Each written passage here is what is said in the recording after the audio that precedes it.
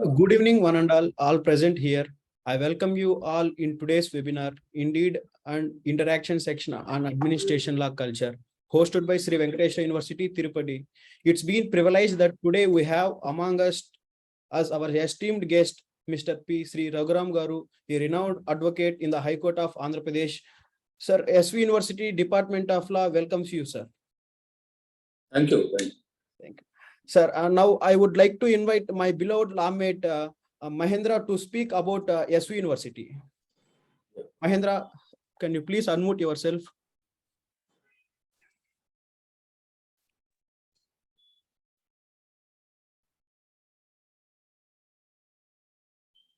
Mahendra, please unmute yourself.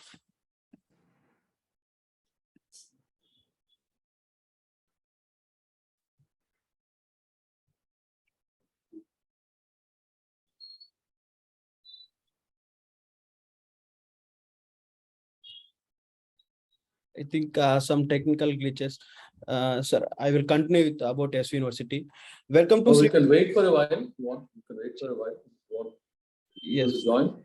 Actually, some technical glitches has happened, sir. Mahendra, are you there? Audio problem. Mahendra.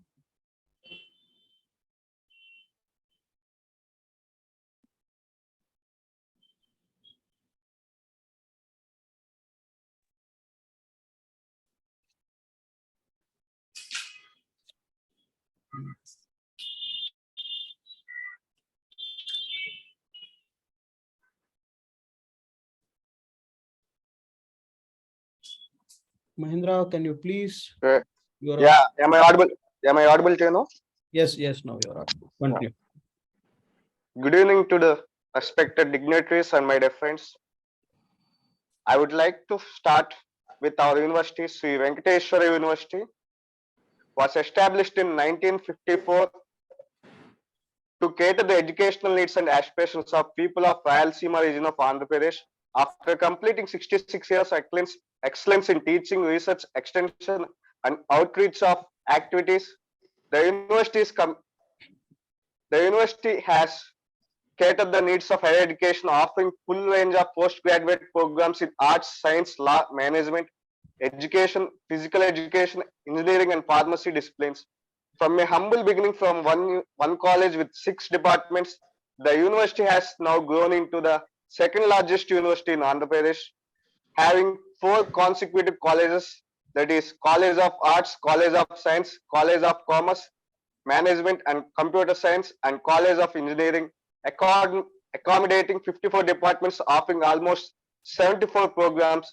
The university has made rapid strides in the field of higher education and research and is adjudged as one of the best universities in the country and got accredited A+ grade by NAC 2017. Okay, thank you, Mahendra. Then I invite Jita Maitreyi to read out a portfolio of today's eminent speaker, Sri Raghuram Garu. Jita Maitreyi, please unmute yourself. Thank you, Anna. A very warm welcome to the higher dignitaries who are present over here, and a very pleasant evening to today's speaker, Raghuram Pantagatam, sir. So, thank you for giving me this opportunity. I'd like to introduce myself first. I'm Jita Maitreyi, pursuing the first year of law from the prestigious Sri Venkateswara University. So, thank you for this honorable opportunity, sir. So, Mr. Sri Raghuram sir received a bachelor's degree in law with a first class from Osmania University Law College in the year 1981 after obtaining a first class in master's degree in science in the field of chemistry from the same prestigious university, Osmania. He enrolled in the Andhra Pradesh Bar Council and Association and beginning practicing as an advocate in the Higher Court of Andhra Pradesh in the year 1981. Sir practiced as a lawyer in the office of the Illustrious Law, who later became Justice of AP High Court, P. Kodandaramaya, sir, who was retired, Justice M. Jagannath Rao, sir, retired Judge of Supreme Court of India, and many other dignitaries. In the year 1985, he set up an independent practice and appeared in several civil appeals dealing with integrated civil disputes, including property rights. Sir was employed by the World Bank as a part of the team of experts for submitting a landmark report on the labor market study in IAP and comparison with 5 other states. The report was a part of the World Bank document prepared by the Poverty Reduction and Economic Management Section Unit. This unit submitted its report to AP government for unlocking AP's growth potential. The same was thereafter made into an ordinance in the year 2003 to 2004. He was also the first standing counsel of the Andhra Pradesh State Electricity Regulatory Commission, popularly known as APERC, and appeared on behalf of the Commission for many years in the AP High Court and in the National Appellate Tribunal for Electricity at New Delhi. For a considerable period of time, he was also the standing counsel for the Visakhapatnam Port Trust and the Eastwell Visakhapatnam Dock Labour Board. He was designated as a senior advocate by the High Court of Andhra Pradesh in the year 2012. Sir was appointed as a part of 3-member expert subcommittee along with 2 honorable judges of High Court of AP to frame rules for the High Court of Andhra Pradesh. Thank you for giving me this opportunity. Thank you, Jita Maitreyi, for great introduction of our eminent speaker, Sri Raghuram Garu. We all are very excited and keen to listen about your expertise and experiences so far. So without wasting a minute, I would like to hand over the platform to you, sir. Please. Thank you.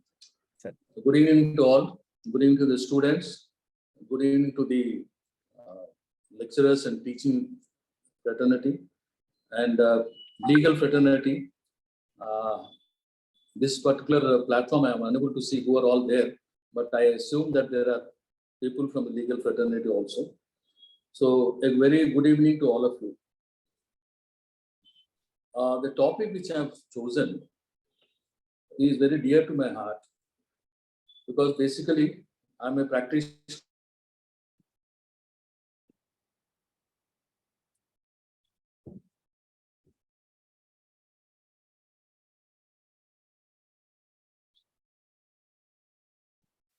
Sir, you are not audible, sir.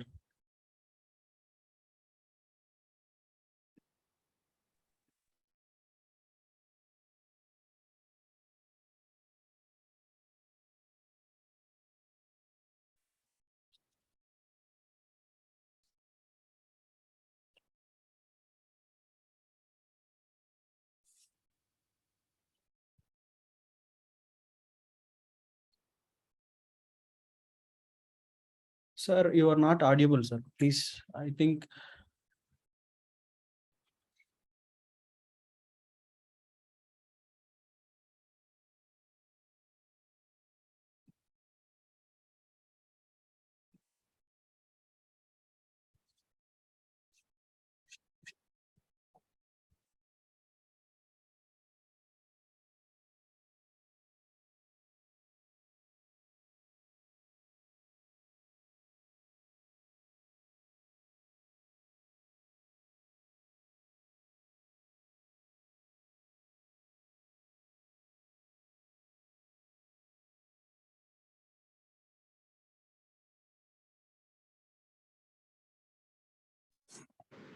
Can you hear me now? There was some problem.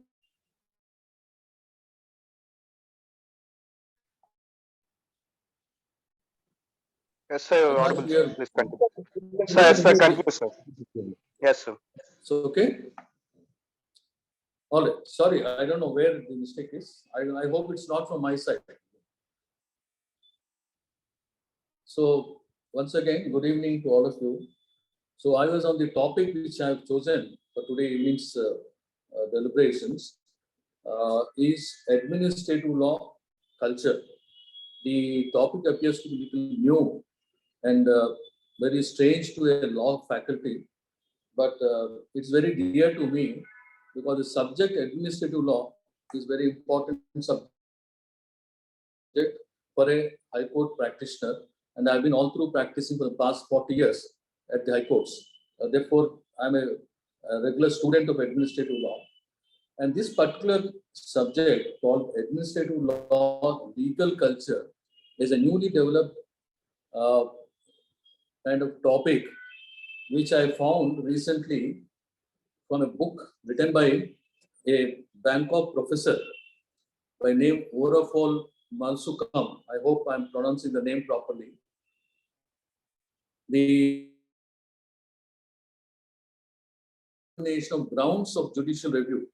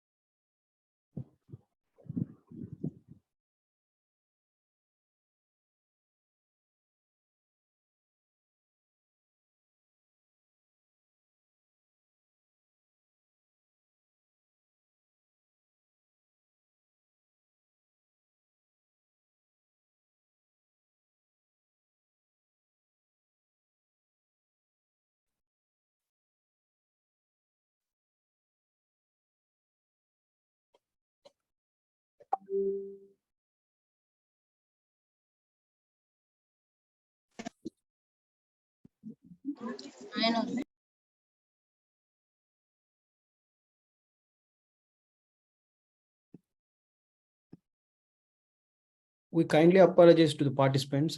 It's technical glitches are happening. Just 2 minutes. Wait.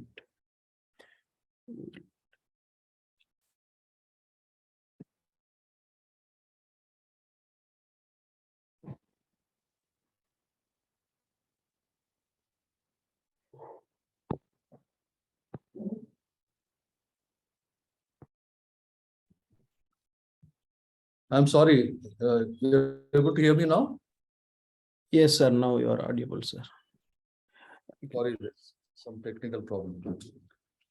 So I don't know where I've lost the line, but I'll briefly try to come back. I think we lost about 5-10 minutes. So I was on the topic, the law culture.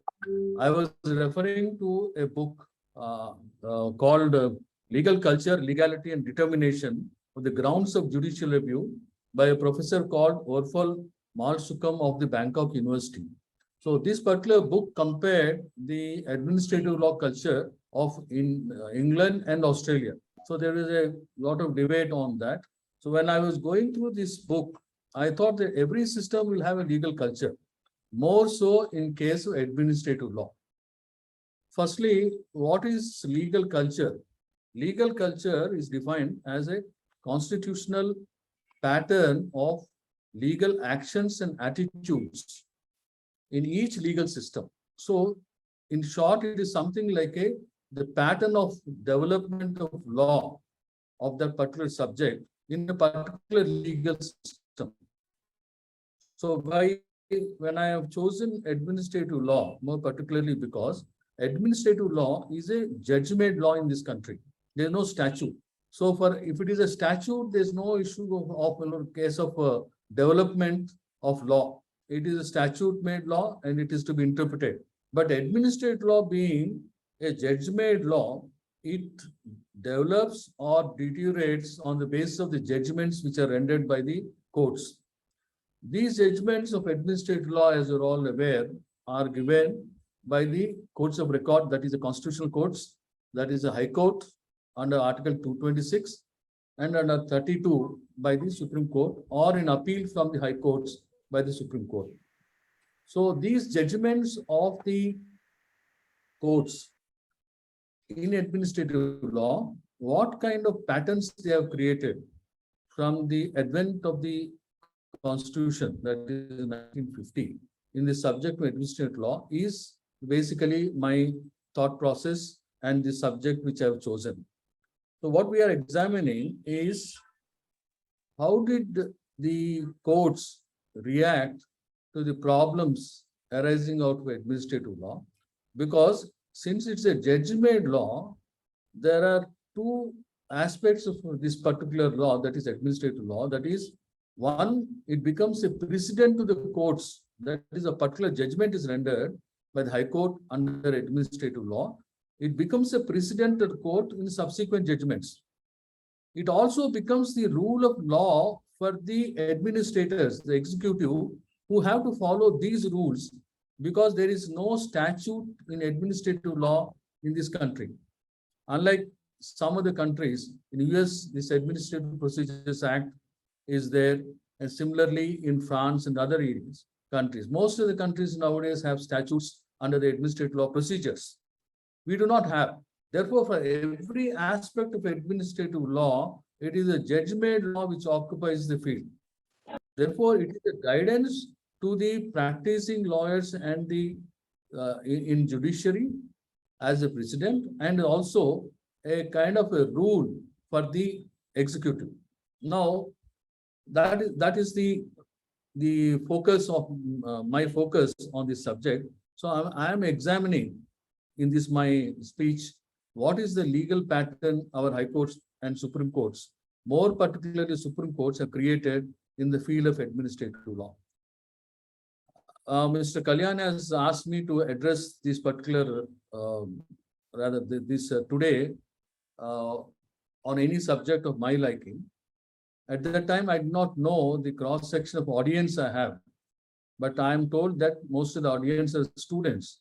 So therefore, I had to little modulate my speech because legal culture in administrative law is little refined subject in administrative law.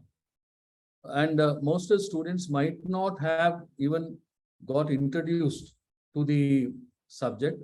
And even final yearing or fourth year students might have forgotten what is administrative law, because I have seen the syllabus of the university. Even in my days also, it was only 1 year we used to have administrative law. That seems to be the same case now. So only 2 papers in 5 years appears to be the position of administrative law. According to me, it's very, very kind of, there's no focus on a very important subject. It should be a subject which should be taught both at the first year as well as 5th year.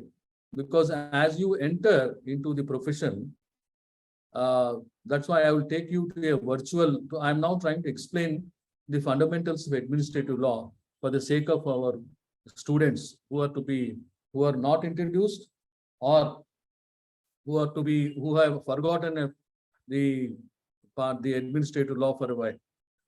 So this particular subject, as you become, let us go virtually to fast track it to all of you becoming professionals, and you get into this judicial review. Let us understand what is judicial review first. There are a lot of definitions, mostly by jurists and also by the courts. I like definitions given by some English courts. Therefore, I have collected some of them and I will pass on to you. I will not waste time in reading all of them. So 2 or 3 aspects of this definition of what is administrative law. Administrative law, one jurist has defined, is at heart of administrative law, the principle of legality functions as a minimum requirement of rule of law, namely that administrative actions must be lawful. In the name of protecting legality, the courts play a constitutional role in dealing with legal questions in administrative actions in order to ensure this compliance, and this underpins their conduct of judicial review. This requirement of legality is commonly accepted in administrative law of most legal systems, particularly those committed to democracy. So there's no doubt about democracy and republic. And we have a written constitution. We also have in the constitution a judicial remedy in the form of Article 226. Therefore, this Article 226 exercise is also known as judicial review. What is judicial review? Judicial review is of the administrative action. So one of the earliest authors of administrative law, called Marcos from Kerala, has named his book as a judicial review of administrative action. So basically in 226, the whole exercise of high courts is to control the administrative action by a judicial review order. It's called also as prerogative writs to be issued by the high courts. High courts being a court of record and a constitutional court issues writs in various forms to control the malfunctioning of the administration. So this is one definition.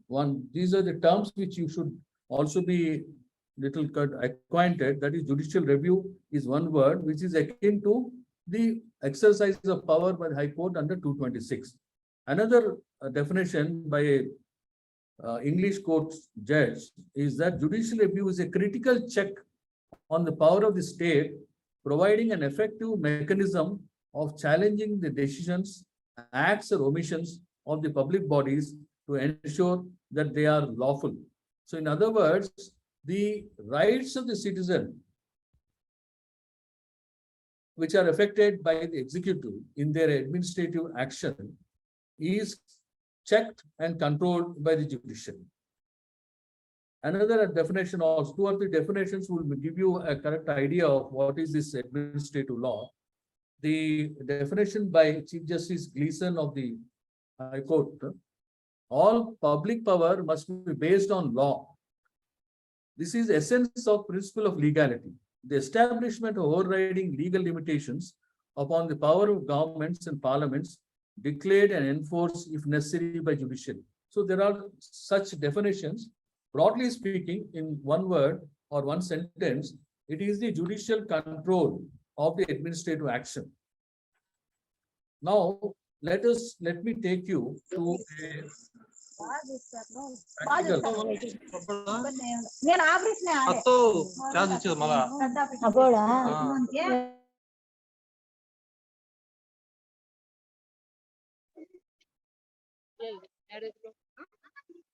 Sorry, sir, for technical. Library first gate first gate ma'am mute चाहिए नहीं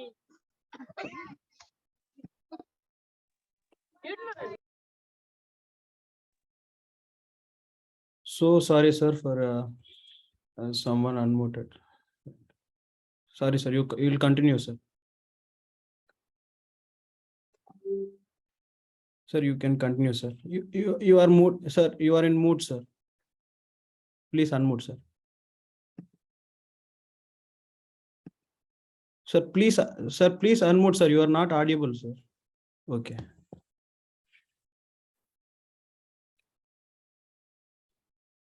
Yeah. Sorry, I think it automatically got into a mood. Yes, sir. Yes. So coming back, being a practitioner in the High Court and addressing students, I am introducing a bit of this administrative law practice to our friends. If you take a practical issue, let us fast track it that you all become practitioners and clients have come to you. And let me take two examples. A person has come to you, to your office, bringing a problem that his name in the revenue record has been changed without notice, and the order has been passed by the Tahsildar. You're able to hear me now? Yes, sir. Audible, sir. Continuous. Yeah. So I'm giving you examples. Can you follow this? One example is a case where you are handling a Tahsildar's order is being complained of, saying that the name of the person in the revenue record is removed by Tahsildar without notice and inquiry, and also that this order was passed at the direction of the district collector. So that is the problem. Then how do you deal with this? There is a statute, you follow the statute. But should be a person given a notice or not? Where do you find this law? This is the law of administrative law. This is administrative law that you need to go into the case law on the subject and find out what is the procedure for the Tahsildar, who is the authority, to follow when he passes the order. So the procedure to come to the conclusion of an order is the administrative law.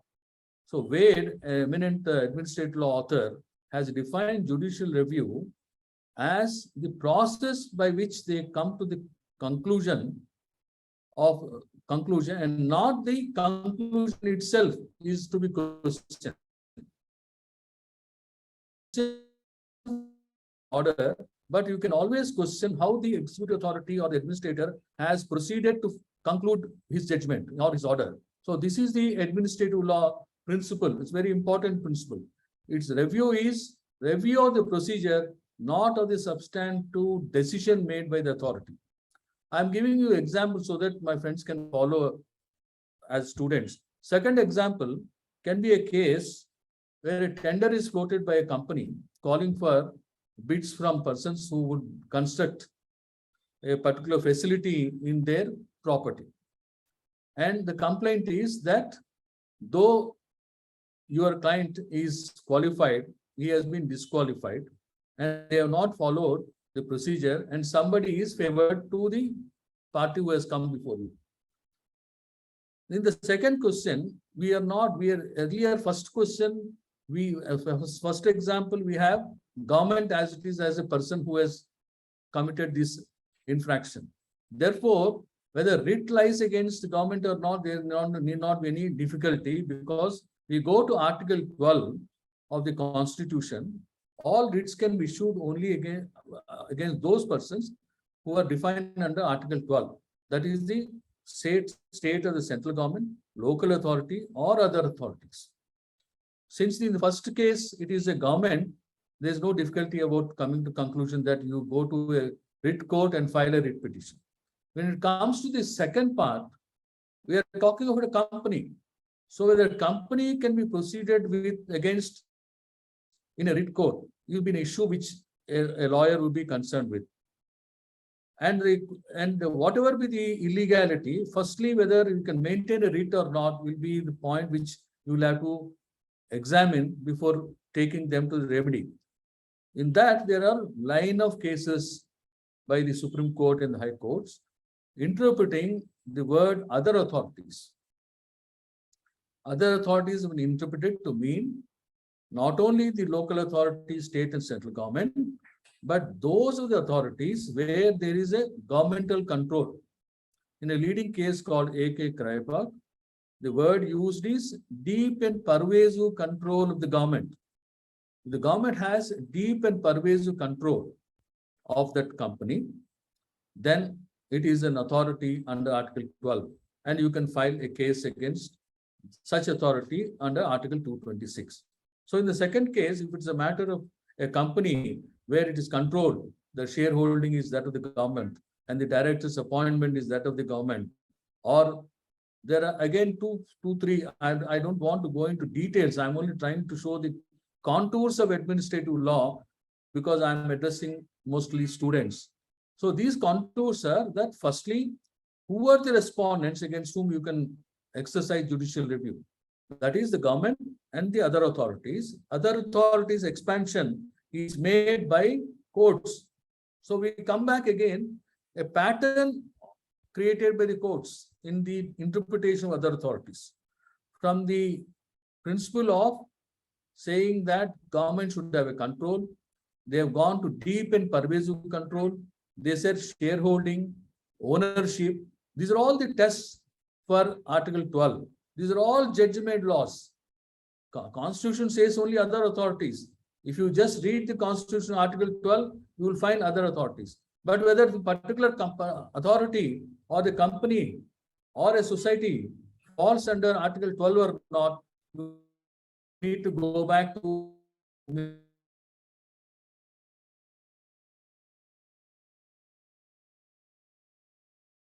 well, I have in my course, I have made a note. It is something like if you do not have the administrative law knowledge and go into a court of writ, it is like a surgeon going into operation theater without tools. So this is the importance of administrative law. I am coming back to my examples. So I am trying to explain to my friends with the help of practical examples as if they've already become lawyers and how do we deal with it. So therefore, I was on the point that these two examples, you are first to examine against whom the cases have to be filed and judicial reviews to be taken. If they are the state under Article 12, then you can file the writ petition. Now, the second aspect would be the rights to be enforced by whom? Now, who can go to court? Then the concept of locus standi comes. So this is another aspect of administrative law. In a civil suit, there is no question of locus standi. If it's a case of civil nature, a suit can be filed. Section 9 is the test. If it is a civil nature, you can file a suit. But in writ petitions, in judicial review, unless you have a locus standi to file a case that is against the state, you will not be allowed to espouse the cause in the writ court. So therefore, locus standi. What is locus standi is not given in any statute. Locus standi is again judge-made law. Judge-made law is only recourse to the lawyers to understand what is locus standi. So individuals, normally they've said that a person who has a legal right, who can enforce such a legal right, which arises out of a statute or out of a constitutional right, a fundamental right or a statutory right violated by the state or its instrumentalities can have locus standi to question it. So that is as far as individual is concerned. If it is a case of group of individuals, also they should have a combined interest in it. Then the courts have developed another aspect of locus standi, that is a case of public interest litigation. That a person in S.P. Gupta case, first of its kind, Supreme Court has interpreted that a person who may not have a legal right in that particular list, that is the litigation, may also can espouse a cause. The word used by the definition given by the Supreme Court is those unascertained group of people who are unable to come to court can be represented by a person who has no connection to the case. So this is a locus standi in a PIL, which is expanded and also been altered.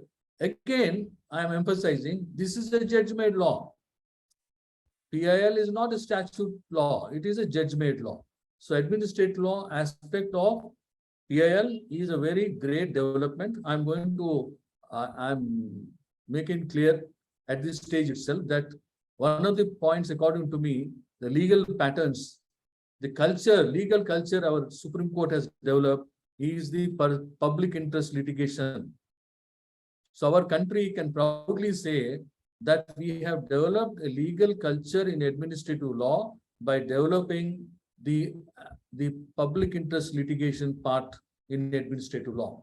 I'll deal with it a little later when I come to legal culture. I'm now introducing my friends into the judicial review aspects in a practical manner, being a lawyer.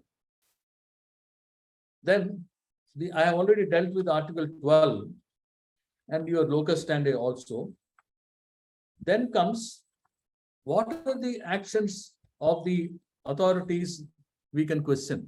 Now we have who can question, against whom we can question, I have explained. Then what are the things which we can complain of? these are called in general as the grounds of judicial review. Grounds of judicial review are not part of any statute. I have go back to the example of, say, the issue of a person's name being removed from the revenue record without notice. It is an action taken by the authorities under the statute. So the respondent government will definitely try to sustain that order, saying, I have exercised my right under the particular statute, for instance, Section 5 of the RO Act, where I can mutate the name. So I have that power. But the question is how the power was exercised. There is no rule book how the power has to be exercised. You need to go to the judge-made law to find out how the authorities exercise that statutory power. Courts have held various grounds are to be looked into, various aspects have to be looked into. Firstly, I'll give you a few examples so that you can appreciate how to question what are the grounds of judicial review. One important judicial review ground would be improper exercise. Second would be, most important, is the principles of natural justice. Principles of natural justice are concerned. There are two parts. One is notice, other is bias. Audio alterum partem is what the first principle says. Second is bias. So therefore, an authority which passes an order, even if the rule say or statute says no notice need be given or notice is not spoken of, courts have held that if the exercise involves any civil consequences, that is, any right is affected by virtue of such a exercise, they are bound to give notice to such person. This is again a judge-made law. You will not find this in any statute. So it relates back to administrative law again. Similarly, bias. Let us examine the first case I have quoted.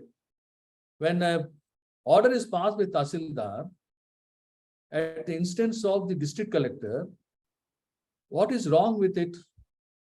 Courts have held it is absolutely illegal because the Tahsildar is the original authority who should consider the mutation proceedings, should apply his mind independently to the facts of the case and pass whatever order he thinks is correct. However, if he is influenced by a higher authority, more particularly an higher authority who is an appellate authority, then that's a clear illegal order, because the right of the party would be affected, because after the Tahsildar's order, he would go back to the collector.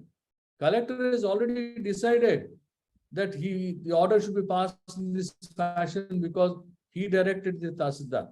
I am giving you examples so that you can follow, instead of being very too academic about these subjects. So I'm rather kind of giving you a training in my office as an apprentice. My friends can appreciate that also. So when you go back to the collector, appellate authority already decided the matter. Therefore, it is an illegality. Who has decided this principle? It is the High Court which has decided, Supreme Court has decided that an appellate authority cannot give directions to original authority to pass an order in a particular fashion. So it is again another principle of administrative law. Yeah. So such are these grounds you may examine. I have given in my note, I will pass on to my friend. He can circulate it. I have examined the development of these principles over a period of time. That is, from the advent of Constitution, these administrative law principles have been developed further and further. For example, in the case of principles of natural justice, courts have initially said, in whatever case where civil consequences are visited, you should give notice. Then authorities started misusing it, simply giving a notice and then passing whatever order they want to do. Then courts have risen to the occasion, said, no, you can't do that. You give notice and also give reasons to your order, which should be reasonable and complying with the rule of law. So giving reasons is a development of administrative law over the principle of notice.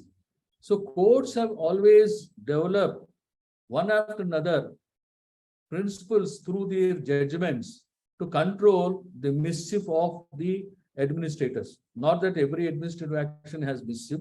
It is only the constitutional right duty of the judicial review court to see that the authorities, as I have given definitions, to to be to see that they are within the rule of law. They do not transgress. So, in the guise of complying with law, simply giving notice and passing irrational order without reasons cannot be countenanced. So courts have risen and has said, no, I'll develop this principle one more step. That is, you issue notice, you also pass order with reasons. So without reasons, if order is passed, even if notice is given, it is illegal. So this is how the administrative law has developed.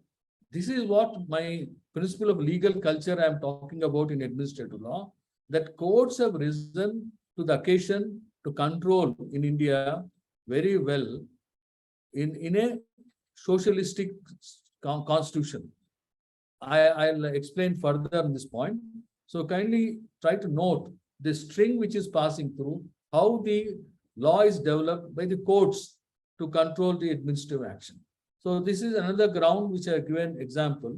There are various grounds which all textbooks, I'm not troubling you with all these details. I'm only trying to give you the contours. So if you go to any textbook of administrative law, you will have several grounds of judicial review. For example, some principles also. Let us see one principle of promissory estoppel. Promissory estoppel is a principle which is developed by the courts. It is not a statute-made law. Courts, in one of the first cases called the Afghan case, Anglo-Afghan case, and later Padampat case and several other cases, Gujarat Finance, other cases. Firstly, they defined that a promissory estoppel is if you make a promise, if government or authorities make a promise, on the basis of the promise, the person acts upon it, taking that promise to his detriment, saying that, yes, I will give you this license, I'll give you this land, you can develop it. Then he takes that land, develops it, spends money, and develops an industry. Then the allotment is not finally made by the government. Then they are going back. And the courts have said, this is a promissory estoppel, that you have made a promise and you have allowed that person to act to his extent, so you cannot go back. It's called a doctrine of estoppel, and it's a public law doctrine is promissory estoppel. Promissory estoppel, there are several cases which they kept on developing. Initially, they said these are the text kind of criteria you should see. There should be a promise. There should be an acting on the basis of that promise to his detriment. But courts later said there's no need even to show detriment also. And some cases, again, they have changed. So this is a pattern. What I'm driving at with these examples is how the courts have acted to develop a pattern so that public can be practicing lawyers, public can understand what is their right when they go before the administrators, when they invite certain orders. So these are the areas of legal culture developed by our courts, more particularly the Supreme Court. So whenever these rules are transgressed, the citizen or even a person can always approach the High Court and knock the doors of judicial review under Article 226. Then, is it correct? The time. Then we'll go to the grounds of challenge I have submitted to you. And there are leading cases which I have given list in my note.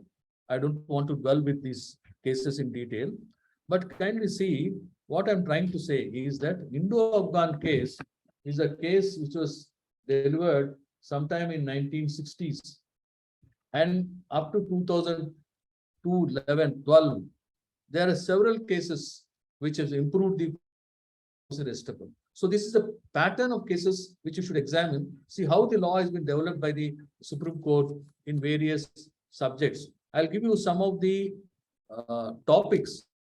One is a delegated legislation is one important topic of administrative law. Courts have started giving judgments from Delhi Laws, famous Delhi Laws Act case of 1951. Similarly, Gwalior Silk case of 1974 and Lakshmi Narayan case in case 1975 up to Indian Young Lawyers Association 2019. So this is delegated legislation principles developed by the Supreme Court from Delhi Law School 1950s up to 2019. These are all the cases which you should follow to understand how the courts have put in their mind to protect the interest of the citizen against the abuse of the laws by the administrators. So in other words, it's a simple case of courts giving their protective hand against administrative abuses. And it is done in a pattern. Similarly, principles of natural justice. I given examples also. 69 of Kraipak case, Maneka Gandhi in 1978, 1970, 82 is SP Gupta case, then Bandhuwa Mukti Morcha case, 1983. Supreme Court has developed this judicial review remedy, expanded it so much that in Bandhuwa Mukti Morcha, they said, writing a postcard to the High Court saying, I have this problem, is sufficient for the court to take note of any illegality by the state. So this is the level of expansion the courts have given as a protection to the citizen. So it's a very important case, the Bandhuwa Mukti Morcha case of 1983. So you can, as a student, you can always examine this pattern. So this is how you can also contribute to understand what is legal culture. So legal culture developed by our country's courts, leading courts, Supreme Court and the High Courts. Then there is one important doctrine in administrative law, which has always been not really be appreciated. That's called doctrine of ultra vires. It is a very a doctrine which covers large area of administrative law. It's called ultra vires. Ultra vires means the legality. Ultra means other than violating the legality. Intra vires is within the law. Ultra vires is outside the law. So any action of the state outside the law is called ultra vires. This ultra vires, courts throughout the world, England especially, and also in some cases US, have developed this ultra vires doctrine. Wade has discussed this in very great length. There are two types of ultra vires. That is, violation can be a procedural ultra vires and a substantive ultra vires. A procedural ultra vires is where the authority have not followed the procedure prescribed in law. And substantive ultra vires is where the law itself in its substance is totally violated. So this is another doctrine which you have to study to be equipped to protect the rights of the citizens, to understand the administrative law and employ it in the course of your practice as administrative lawyer. Then these are the contours of administrative law I have explained to you with developments and what is the involvement of court in the development of administrative law. So we come back to the subject that administrative law is a judge-made law. Let us put the points. It's a judge-made law. There is no statute in our country, and there is a pattern developed by the courts. And this development is to control administrative excesses, because administrators also become smarter and smarter to get over the judgments. They try to twist the law, and then courts have to rise to the occasion and again cover back those excesses which the administrator takes for. So this being the contour of the administrative law, now I'll come back to my subject of administrative culture. My personal study of administrative law, In fact, I have been lucky that my senior, none other than my father himself, was also a very keen student of administrative law. He started practice in 1952, just when the constitution had come. He became a judge in 1982. I have a record of administrative law cases reported in every area of monthly area in various headings. So every month he used to get in a area, he used to note down administrative law cases reported in that particular month of a year in every high court, Supreme Court, everywhere. So he has got a collection of digest of administrative law on various headings which he has prepared himself. So I'm trying to say that there are people like my senior who have done a lot of contribution to administrative law. Very important aspect of administrative law study is digesting the law and examining the development one after another, how the courts have contributed. This is a great exercise which I am going to talk about the role of the university also in this aspect at the end of my talk. So what I'm trying to submit is that this culture developed by the courts, if you see the pattern, I have my two observations. Now that my student friends also have got some idea of what is administrative law, how it works, in the practicality also have shown, and what is legal culture. Let us now go to the examine openly what was the pattern which our Supreme Court has developed. When I have had a look, rather a bird's eye view of the judgments of the Supreme Court, I saw a pattern in these judgments as the historical development, social developments, and political developments in the country. For instance, the developments of socio-economic conditions. For example, in our country, the Constitution was amended by the 42nd Amendment, bringing in the word socialist. Though our first Prime Minister Nehru, following the 5-year plans, have followed the system of a closed economy, but he has also opened it up a little bit, saying it's a mixed economy. So these economic policies were there, which were more of a mixed economy. However, the 42nd Amendment brought in the word socialist. So the court's reaction to the constitutional exercise or the administrative law exercise by the state during the period from, I am dividing these periods from 1950 to the 42nd Amendment, was as it were in a mixed economy. There was scope for private enterprise, but state was controlling major areas of human activity. After the 42nd Amendment, the word socialist was introduced. And the word was very catchy word, which has caught up with the judiciary also.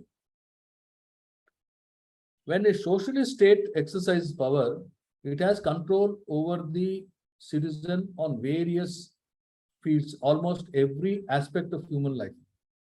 So in my view, the control of the state increased by virtue of the 42nd Amendment.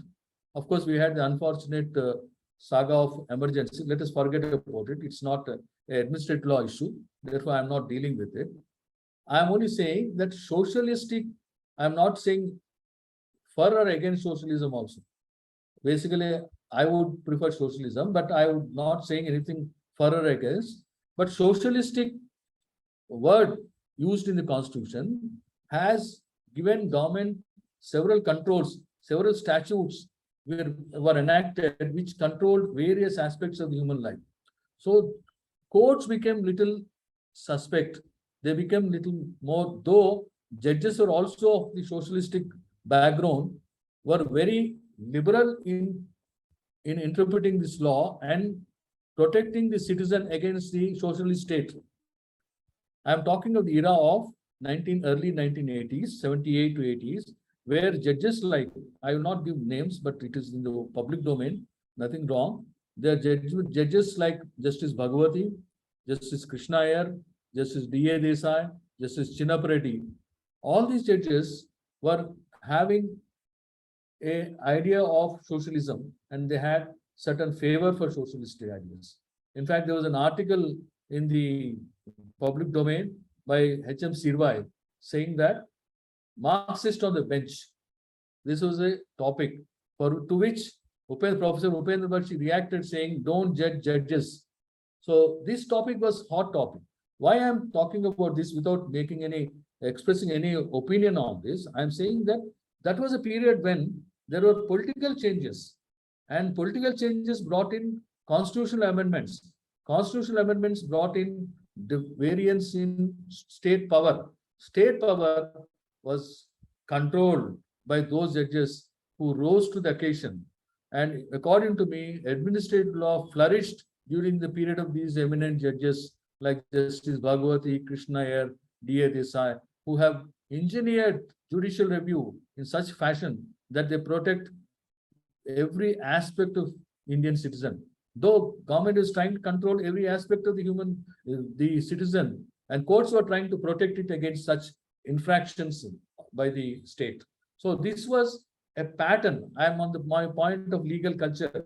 So legal culture that time, the courts have developed a protective umbrella against a tyrannic state.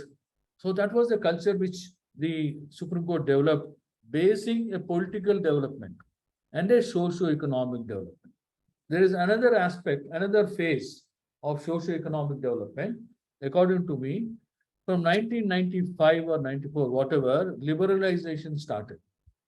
When liberalization started, though the constitution remained in book as socialist, government opened up the market. It became a free market. Slowly, areas have been opened up to private enterprise. So, though constitution in writing remains socialist, this is a kind of a contradiction which we are facing even today. The constitution remains in writing as a socialist, but the interpretation of constitution by the courts now is not so much so of socialism, because the country has gone to the areas of open market. They had opened up. So examine now the judgments coming after 1995. They are so different from pre-95, pre-reforms. Post-reforms, courts' interference are becoming lesser and lesser. Private, because in judicial review, we are only talking the context of judicial review. Courts' judicial review powers will be reduced because the area of enterprise from public to private shifted. For example, take electricity laws. There is a privatization of generation. There is a now privatization of discoms, also distribution. So earlier writ petitions, every aspect of electricity law, there were writ petitions. Now you can't file writ petitions on every aspect. There is a regulator, and there are private enterprises in generation and distribution, which go to the private areas of arbitration or other dispute resolution mechanisms. So public law remedies in certain areas have been reduced. Therefore, courts' interference has come down a lot after the liberalization. This is the second aspect of a socio-economic development in the constitution, a pattern which I call it as a legal culture of the country which is developed on the basis of socio-economic culture. I'll come back, I'm almost closing. I'm come back to a local issue. When I entered the profession sometime in the early 1980s, the writ petitions were in the combined state of Andhra Pradesh, about 2,000 in number per year. In 1983-84, when the new government came, the writ petitions increased from 2,000 to 20,000 in 1 year. So judicial review, why did the court become so liberal all of a sudden? Why were the people, is it a tyrannical government? No, not necessarily. It is a political change in the state which made the citizen to suspect the government which is in power, because government also tinkered with every walk of life. After a new government has come, because I was also a beneficiary of that litigation. All of us youngsters, we all purchased our cars during that period only, because from 2000 to 20,000, we filed so number of petitions. We were all flourishing. So legal profession was flourishing. But what was happening? It was because every aspect, every week we were having a new kind of trouble. That is cooperative societies elections. Throughout the state, elections of cooperative societies, it was like a festival for 2 months. Whole courts were flooded with cooperative society members. Inclusion of members was questioned, exclusion of members were questioned, elections were questioned, all grants were questioned. So every aspect, Excise Act, water societies were formed. So many things have come in the state control and they have changed everything. So therefore, court rose to the occasion. According to me, there's a lot of criticism by one kind of party or a group of people saying that they are even now it is happening. Why I'm coming back is even now there is a change of government. Several cases are filed. There's a complaint by the executive that you are interfering in every case. It may be, may not be so. I'm not making any judgment or making any what called a biased statement. I'm only saying, look at the pattern. I'm only studying the pattern. I'm very apolitical person. I'm not belong to any political lineage. I'm only saying that look at the pattern as a constitutional or public law lawyer. I'm trying to see the pattern is the change of government. There is a flood of cases because government is changing so many things in public life. So citizen knock the door of the court saying that, sir, they have changed. Somebody will be affected by it. So therefore they knock the court's doors and the procedures are not really understood by the executive, because by granting a stay, they think that there is an obstruction. Stay, as all of us know, is only a order preventing any further damage until the court examines the issue. Ultimately, 90% cases will be dismissed, but 100% of cases may be granted stay. So what I'm trying to say is about the pattern. So change of political governments also, pattern of judiciary also changes to protect the interest of the parties. There may be some negative aspects. I'm not dealing with it. I'm not even saying clean sheet to everybody. I'm not giving clean sheet to either judiciary or to executive or anybody. I'm not advocating anything. I am only on the point of repercussions of the change, socio-economical and political changes at a local level of a state and a larger level of the country. So local level, political changes, economic changes, courts react to it and develop a pattern to protect the interest of the citizen.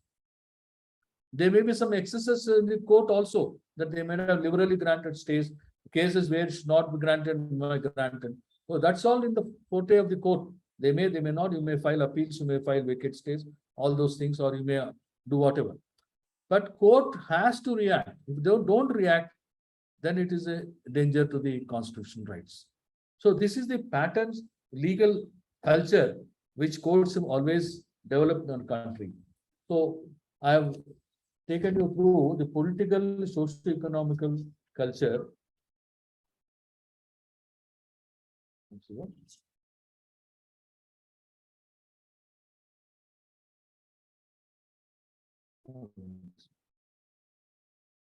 Then I think Kalyan, I got 10 minutes more.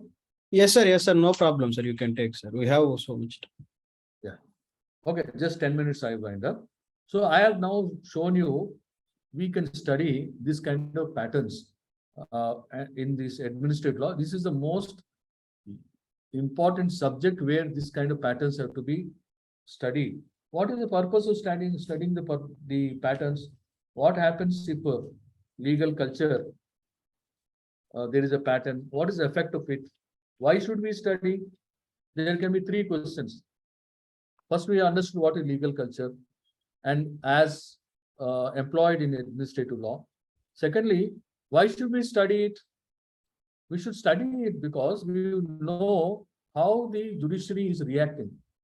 If they are not reacting, we need to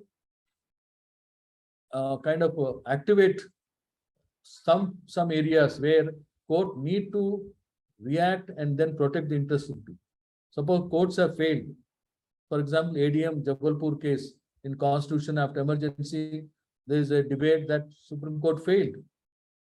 So such thing happens, then it is necessary that we show this pattern, you're going wrong, that you need to protect the interest of the citizen. So study of legal culture is very important in the area of administrative law. Then lastly, I'm closing my subject, how to study. There is another important point. Is it merely an academic study? And who studies this? Are the lawyer? Who are the stakeholders, are the players in this area? These players are firstly the litigants who are affected, then the lawyers who are the representatives of the litigants, the judges who adjudicate the litigation, and the administrators who are supposed to be the creators of this mischief or who have not created the mischief.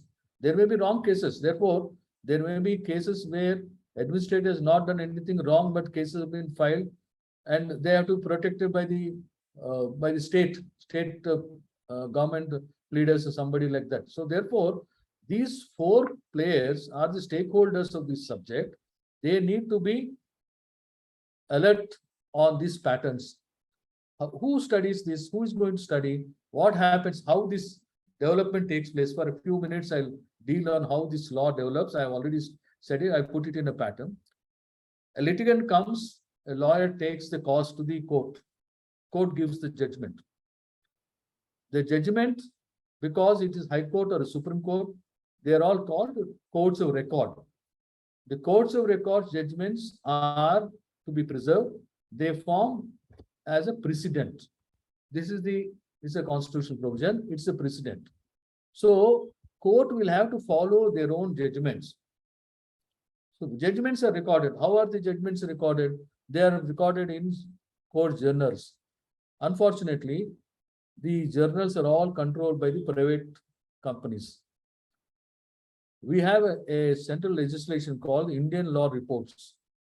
Initially, Indian Law Reports were being kind of run by the governments and the agencies. We used to call it as ILR reports, ILR Madras, ILR Calcutta and all. And after sometime like 1999, 2000, this ILR was revived in Andhra Pradesh. Mr. Justice Raghuram, my namesake, when he was a lawyer, was also made a secretary. We tried to develop that ILR, but unfortunately within 2-3 years, it again got closed. So it is a private organizations which are actually controlling these legal journals. And we know the development of law only by reading legal journals. Now, after the technology improved, the judgments are being uploaded in the computers. Even if they are uploaded in the computers, who are going to interpret these judgments? Who are digesting these judgments? We are not having any information. There is no digest. We used to have a department called Judicial Indexer in the High Court, one department separately, where all judgments which are to be called as reportable judgment, they are marked as LR, law reports. LR copy means law reports. So that judgment, judge decides and says this is the judgment which has to be reported. So LR copy is marked. So it will be reported. Judicial Indexer is to prepare that. In fact, we used to have High Court notes printed by the High Court Cooperative Advocates Cooperative Society. So these were all state-owned organizations who were impartially giving the judgments, chronicalizing the judgments. Nowadays, we don't have. We are into the hands of private people. They are only publishing huge judgments, pages, and then they are commercializing them. So we don't have a regular indexation of the judgments in public law, which are useful for the administrative law. So this is an area which is to be attended by the courts perhaps, or the authorities and the government. Government has to activate ILR reports and then set up a pattern. Then here I have a suggestion which is to be taken by my friends in the university. University has, according to me, a great role to play. Academic institutions can be a cushion between the courts and the executive. Now, the whole I have submitted on the legal pattern of the administrative law. This should be publicized. Courts deliver judgments, nobody publicizes them. The executive who are to follow these judgments have no connection. Nobody is passing on these judgments principle to them. Nobody is interpreting these judgments to them. They go on doing in their own way, fashion, their own actions. There is no connection between the judgment delivery and the following it up by the administrators. For example, just an example, registration matters. There are a number of judgments, but every day there are hundreds of cases because judgments are judgments. The administrator, registrar passes orders according to his own way. He doesn't follow law at all. He doesn't know law. But he has to know law only through the judgments, at least follow a full-bench judgment. But there is no connection. Who is going to give him the judgment? Who is going to educate him? So according to me, the university can really cushion this area, start reading the judgment, digesting the judgments, publicizing it, and even commenting on it. Because you're all academicians. You can comment on it. You can see, sir, earlier judgment is like this, you made a wrong judgment. Pointing out wrongs of judgment is not any contempt. Only willful disobedience or pulling down the majesty of the court is contempt. So when you have to do this academic exercise, I think university should be employed to do this particular job so that administrative law patterns reaches people who are the stakeholders in this area. That is the university, the litigant, and the lawyers. And in a very academic way, and standards can be proved. That is how it works in the various other developed countries like UK and US. Universities get involved with these courts judgments. There are so many debates, but there is no such thing in India. We are so disconnected from academic institutions. So I'm going to advocate this wherever I'm heard. Tomorrow I'm going to, next week I'm in the University Executive Committee of this Sanjivaya University at Vizag. So I'm going to advocate this point even before that committee or even before the courts also. So this is my last point, which for your understanding of legal culture. Legal culture, university has a great role to play in the development of the pattern of legal culture in the administrative law. I'm sorry I've taken long time. No, sir. Actually, we are very excited to listen your words, sir. Now, I would like to invite our any participants would you have any questions? Please unmute yourself and ask. Only few time we have. Please mind us. Yeah, you can ask. I'm ready. Sir, thank you, sir. I request participants. Would you have any questions? Please unmute yourself.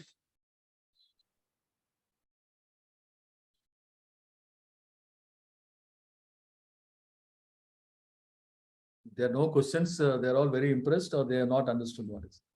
No, sir. They taken time, sir, actually. I'm only joking. I request participants, would you have any questions? Please unmute yourself. It is completely interactive section. Yes, you can, now you can unmute. Some of participants are messaging. Please raise your hand. Then you please raise your hand. Then I will unmute them.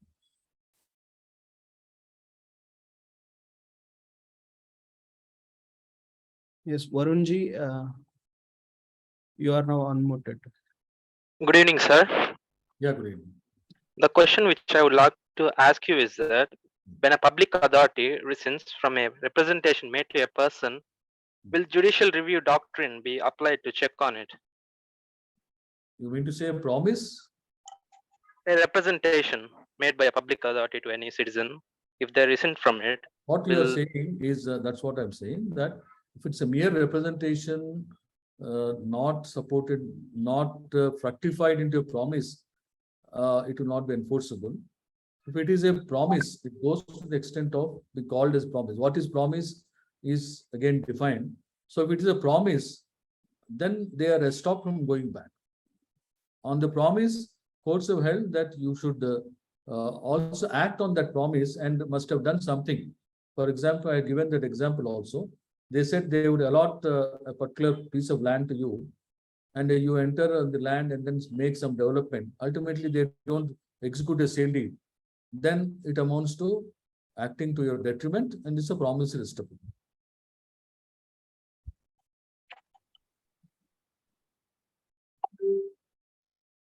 Sir, good evening, sir. Sir, myself are Samanaik, sir. Yeah, that's right. The small review of the arrested law, sir, along with the revenue law, sir. No, I'm sorry, I didn't follow. Arrested, what do you mean by arrest? Arrested, sir. Administrative arrested. I'm sorry, can you just elaborate that, what you're trying to do? The administrative arrested, sir. Some officers. Oh, those you mean to say there is an arrest of a person? Yes, sir. Arrest of administration, sir.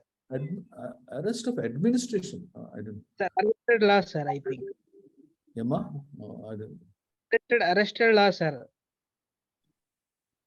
I'm sorry, I'm not able to follow. You want to explain in any other language? I can understand. Japan. Administrative of arrest, sir. Or declaration. తెలుగులో కూడా చెప్పండి. తెలుగులో కూడా చెప్పండి, పర్వాలేదు. తెలుగులో చెప్పండి నాకు. మనకి ఒక అధికారిని అరెస్ట్ చేసేటప్పుడు నియ నిబంధనలు ఎలా ఉంటాయి మన అధికారకంగా, సార్? మన అధికార విధుల్లో అరెస్ట్ చేయడం అనేది these are all covered by administrative అధికారం నేను I am not ఎలా ఉంటాయి, సార్? అంటే let us see, మీరు you have two ways of looking at it. మీరు as a just as a principle, whether officer can be arrested or not, yes, he can be. Whether what are the rights of the officer is a different thing. We are discussing more on the, I don't want to digress from my topic because this is more of a constitutional right. Article 21 gani దానికి సంబంధించింది కాబట్టి ఆ procedures follow అయ్యి any officer can also be arrested. And ఇప్పుడు officer మీద prosecute చేయాలంటే sanction కావాలా, లేదా శాంక్షన్స్ రెండు రకాలుగా ఉంటాయి. One is under the prevention corruption act, other is under CrPC. So ఈ శాంక్షన్స్ గురించి ఉంటాయి. సో ఇవన్నీ these are all the statutes which are to be followed. ఆ స్టాచ్యూట్ ఫాలో అయ్యి వాళ్ళు అరెస్ట్ చేయడానికి ప్రొవిజన్ ఉన్నప్పుడు, సిచ్యువేషన్ ఉన్నప్పుడు they can arrest also. But prosecution చేయాలంటే, ఇనిషియేట్ చేయాలంటే శాంక్షన్ అవసరమా లేదా, ఎప్పుడు శాంక్షన్ అవసరం, these are all cases which are there. ఇంకోటి క్వశ్చన్ అడుగుతున్నా మీరు, ఇంకోటి ఏంటి, రెవెన్యూ క్వశ్చన్ ఏదో అడిగారు మిస్టర్ నాయక్. మీరు revenue question you asked one revenue question also.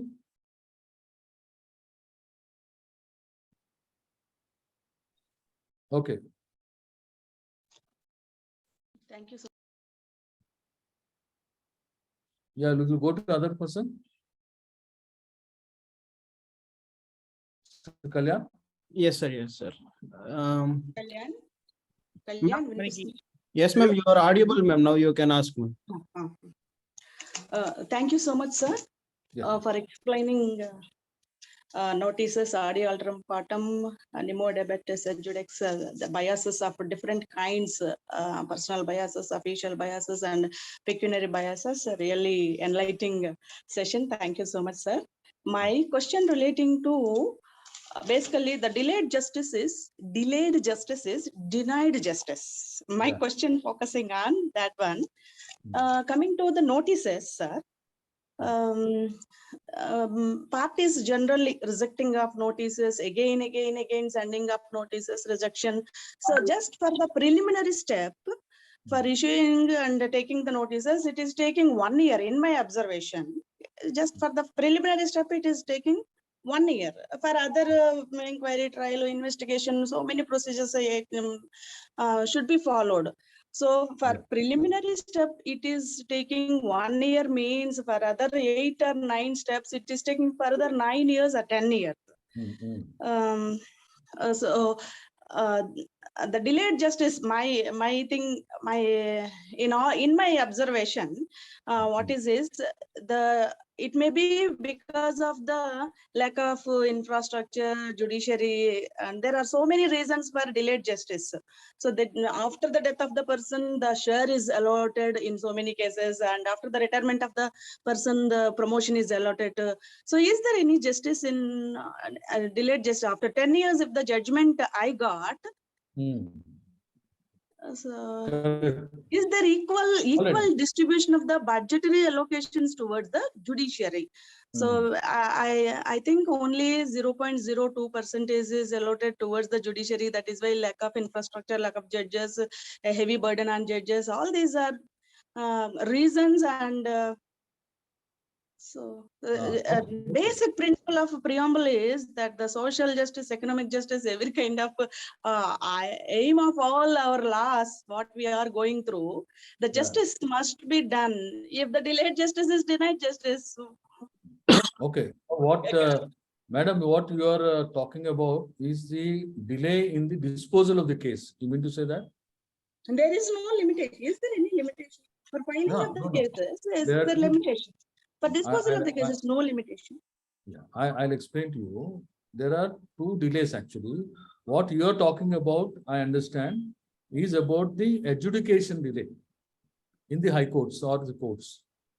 There is also delay by in administrative law. Actually, I'm not dealing with the first question because I'm in administrative law principle. There is a concept of in administrative law also. I'll mind about the delay in the process. Delay is caused by due to several factors. Yes, no one person is responsible for it. If you start with the stakeholders, litigants, petitioner wants a quick disposal, respondent wants delay. There are cases where respondents give money for only delaying the proceedings. So there are litigants who are responsible for delay. Then courts, as you said rightly, notices and all that procedure also is there. That the delay takes place. So lawyers and clerks have to be very diligent in seeing the notices are served. That's the second part. Third, the court actual adjudication. Adjudication depends upon the quality of the judge. There is no doubt that lesser quality judges take long time to dispose of the case. So that's quality of the judiciary is also very important factor according to me. Similarly, quality of the lawyer also. A case can be argued for 2 days or it can be argued in 1 minute and one point is made out. I'll tell you about practice in other courts. In Canada, recently, a person who's very close to me has gone to Canada Supreme Court and they met Supreme Court judges. So they were told that the Supreme Court's time of adjudication is 15 minutes and additional 15 minutes will be granted if they ask for it. So they were asked how many times in a year or in a month such extension of 15 minutes is asked by the advocates. The answer was in the past 20 years, they never had one extension. That is, arguments will be completed with the given time of 15 minutes. But I have been practicing for 40 years. I have known my second year of my practice, I argued one first appeal with the eminent seniors. It went on for 45 days. I argued for 10 days. They argued for 1 month. So that is how things are in our country. So these are all several factors which have to be looked at and then reformed.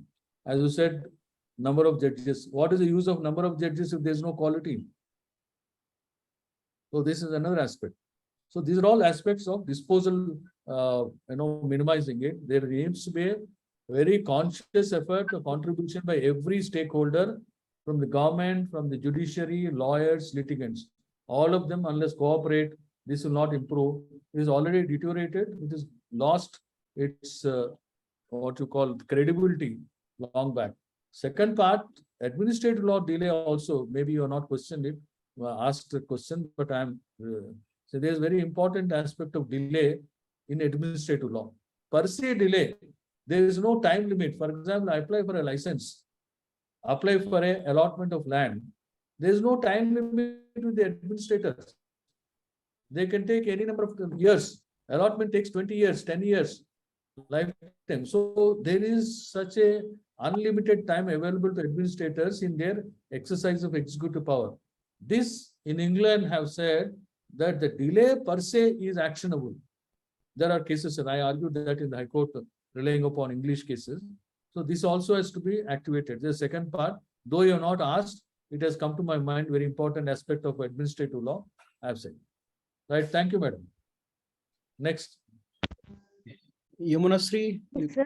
This is Yamnasri from Dr. B. Ambedkar College of Law. Yeah. Thank you for enlightening us, sir. But my query is like, why the delay in disposal of mercy petition? Is there any political phenomena or influence of disposal of these cases, like mercy petition or any other? I have the same knowledge as you have. I really can't understand why it happens. You know as much. It's a in public domain why it is happening. Everybody knows. So mercy petitions also nowadays we are seeing so many cases come back, commutation, so many issues with regard to political aspects. So this, as I said, comprehensive, very cooperative effort by all stakeholders, government, judiciary, litigants, and lawyers, all come together, only this problem will be solved. There should be a huge debate on it.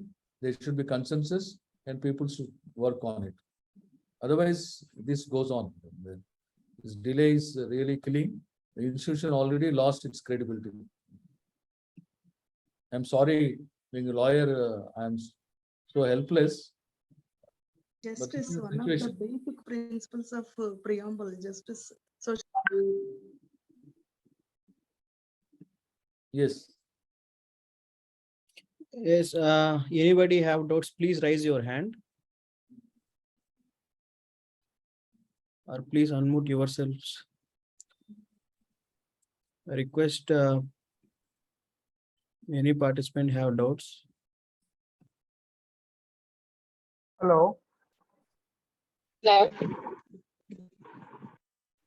Yes, Pranav Krishnagar, you are audible.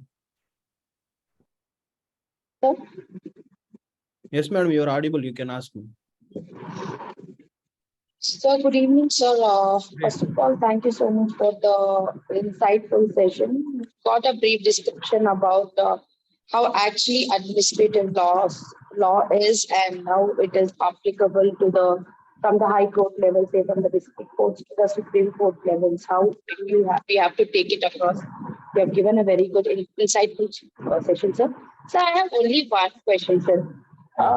We know that an act of state contains a provision that the state government may extend any section of the act, to a particular area, like where restrictions and modifications can be done as per the government may deem it or may feel it can fit in. Yeah. So what is this delegation like valid, sir? To which extent? No, the delegation given under the statute gives the power to the government to extend it in phases. No statute, normally statute itself prescribes how and what the commencement and its application is given in the statute by legislature itself. Suppose there is a delegation saying that on the government is given power under subordinate legislation to extend it to areas, then it is valid. That is always delegated legislation should be traced to the main statute. The statute gives them power, then it is there. Otherwise, it is ultra vires of the statute. They can't do it. Normally, this happens in tribal areas, notifications and all that.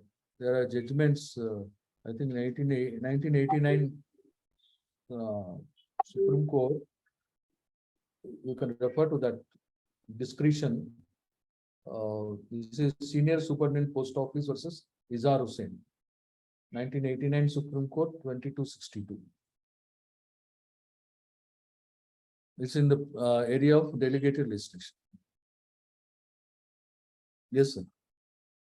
Is is there Good evening, sir. Really? So my name is Ayush Karthik. Yeah. I'm a final year law student, sir. Yeah. So good. I have got a question with regards to LPA. Whenever the courts rule, the government tends to file an LPA, and then no new facts are introduced in those LPA. The petitioners are always at the stake. They always lose time. They lose their cost, money, and peace. What are the court's attitudes, sir, in Andhra Pradesh and in other southeastern states to tackle with such fraudulent? I would call them fraudulent because there are no new facts and they just waste time. That is one, sir. Number two, sir, rather than imposing cost on the administrative officer, what if the courts tend to impose? Will it be feasible to impose cost on the officer's personal capacity?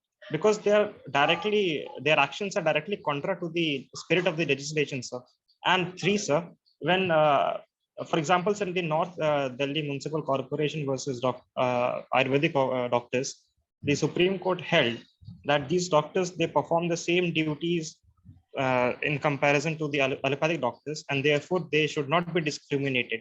Yet in the Honorable High Court of Jharkhand and in other high courts also, the matters were challenged. And the governments kept on revolving the facts that these doctors perform different tasks, different duties, and should be discriminated. So, sir, can we not apply the concept? Can we not create some similar concept like res judicata on writs that adjudicate on public matters, solely on public matters? That's all, sir. Firstly, last point, writ is always public. There's no issue of private in writ. See, writ itself, judicial review is called public law remedy. So then no issue of private at all, no private right. What is private right and public right? It is qua the respondent. That is, if it is against the state or the government or the other authorities, it is public law. It is against an individual person, it's a personal law. But therefore, it is always against the state. So it's public law remedy. Then coming back to your question for LPA, I may have to correct you. LP appeal is called letters patent appeal. Is under clause 15 of the Letters Patent Act, British Act, which now civil side it is called as letters patent appeal, and the writ side it is called as writ appeal. Both are under clause 15 of the letters patent. But now LP appeal is not there in public law. It is called as writ appeal. So if you are referring to writ appeal as LP appeal, doesn't matter. It is the same because provision is same, clause 15. Writ appeals are filed against single judges. It's called intra-court appeal. Writ appeals are filed, it's an intra-court appeal from one single judge to a division bench. Division bench sitting with division benches consisting of two judges. They hear an appeal from single judge. If you think it is a time waste, it may be, but when you are on the other side, when you lose a case, then it is always, you hope you have an appeal. Because without intra-court appeal, writ is the original jurisdiction. Directly go to the High Court, file a case in the High Court, a single judge will take it up in normal matters, except some certain other matters. Then you lose the case. If you don't have a writ appeal, your course of action is to go to Supreme Court. So any ordinary litigant every time has to go to Supreme Court. Nowadays, Supreme Court, you know, it's a menace. Most of the senior advocates are unreachable. So, and it's all hourly basis. So it's not at all feasible for a common man. No common man can go to Supreme Court. This is this situation, unfortunately. So if you don't have LP appeal, you don't have writ appeal, then there's no second, chance for a litigant who is a correct litigant. You're talking about wasting time by what called a person who is not genuinely not a bona fide litigant. Then there always second is cost. Recently, a few days back, courts have imposed 10 lakhs for filing a review application, frivolous application. So courts always have been kind of correcting these what vexatious litigations. They call this vexatious litigation. So that can be done. About your uniformity about doctors and all, I truly have not followed the exact principle, but various courts should form a uniform law, and then that can be always, that is the principle of law. That is what I was telling you about administrative law that once a principle is laid down, all courts have to follow it because courts of record. But there is a law precedent that other high courts only persuasive, higher courts, Supreme Court only binding on it. There is a binding precedent, there is a persuasive precedent. That's all. That's all. Thank you. Sir, thank you Yeah. so much, sir. As we have almost reached the end of this very interesting webinar, there is just one last question to you, sir. What advice would you like to give all our aspiring would-be lawyers? I have already taken them into my fold. I have almost started training them by how you file a writ petition, how you deal with a case. My advice is there is no need to give advice. They're all very smart youngsters. They need to be, only thing they remember is this is not a avocation. Lawyer's profession is not avocation. Though I made a lot of money as a lawyer, I'm not saying as a sermonizing on this point. What I'm saying is it will be good for you if you look at it as a profession. There's a difference between profession and business. Therefore, please look at it as a profession and a service. At least some element of service should be there in our activity. So it's a very great profession. You will be joining a great profession which can do a lot of service. It can contribute a lot to the country's development in a different way. It may not be practical development, but in a different way by giving harmony to the lives of people. You can always contribute. You can be proud lawyer. A legal profession is a very, very what you call useful, very learned profession. Why it is learned is I wanted to tell our friends that my hardworking young lawyers always feel that there's no need for intelligence here. What you require is hard work. Why hard work means it's more information. So it should be hands-on. You don't have time to turn your head. You should be hands-on. That is all. You don't require any intelligence. As my friend introduced me, I studied my science masters in chemistry. There you require a lot of understanding and intelligence. Here, not that you don't require intelligence. What you require is focus, hands-on to the thing. Everything you need to know. Without knowing, you can't. But if you apply your mind, there's nothing you can't understand. There's no complication here. Only thing is you need to keep on at it. That is the whole way to go about in the profession. That's all. And nothing more than that. All of you are very smart guys. Now, the next generation, I always feel, are better than my generation. Thank you, sir. Thank you, sir. I'm sure that our students are highly motivated and inspired by your words, sir. Definitely what your words are, your knowledge and whatever you have shared with us, we will surely implement all these learnings in our life, sir. So on behalf of any one of you, any one of you can approach me, sir, for any help. Sure. Thank you, sir. Thank you so much, sir. And so on behalf of our prestigious university, faculty, students, and the entire team, Sri Venkateswara University Law Students Association, I would like to extend my heartfelt gratitude to you, sir, for enlightening us with your knowledge. Thank you so much, sir, for your time, and SUU looks forward to a long-term association with you, sir.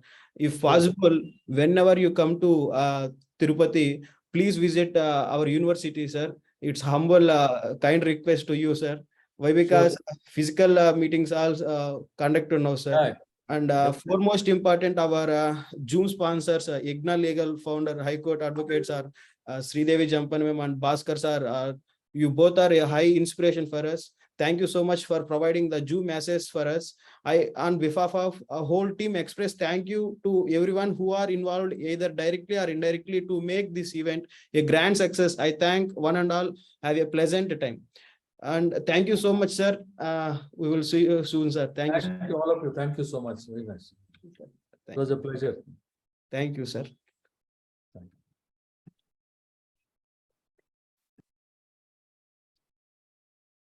And now, Bhaskar sir or Sridevi Champani ma'am, if you are there, please talk a few words about us, because